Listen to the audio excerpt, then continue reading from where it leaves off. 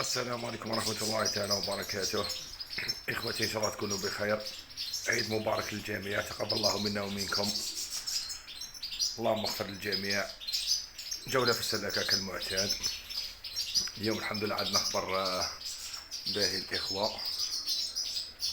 العش هذا هاي الأنثى حاطنا، هاي خرجت الحمد لله، فقسوا فيها زوج بيضات.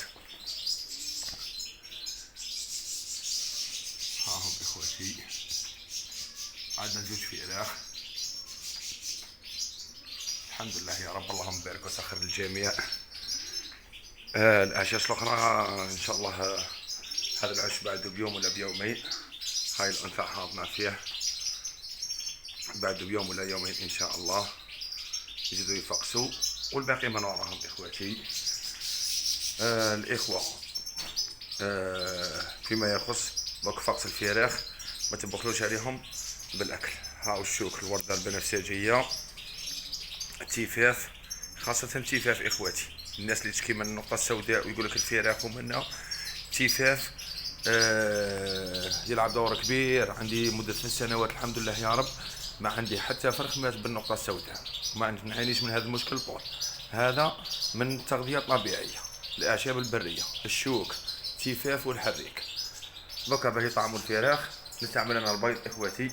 هاي بيضة نكسبها على 4 أطراف، ها هي، والخيار نصف حبة ثاني على 4 أطراف. وما تكثروش إخوتي، باه نص نهار سيرتو عند درجة الحرارة المرتفعة يفسد البيض، باه توليو تنحيوه تبدلو ديرو بيضة جديدة. دوك أنا كي يعودوا الفراخ يخرجوا نولي ندير 2 بيضات يوميا. قبل الولادة ندير بيضة فريدة، بصح دوكا نولي 2 بيضات. حتى الخيار راهم ياكلوا غالبا، ياكلوا البذور، الطرف هذا اللي فيه البذور، ويخليوه القاع تعود توليو تنحيوه يذبل وتعاودوا له نص حبة أخرى. الميلانج، الماكلة كالمعتاد. الماء جديد، تغيير توجور، حوض الاستحمام والمشربية. وتخليهم إخوتي باه ما يخرجوش الإناث من العش تاعهم يطولوا خارج العش يبردوا الفراخ،